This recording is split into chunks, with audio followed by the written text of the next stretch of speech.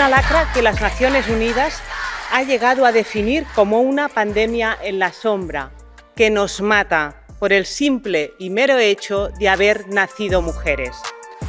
Hablamos de la violencia que sufren nuestras hijas, nuestras hermanas, nuestras madres y nuestras abuelas.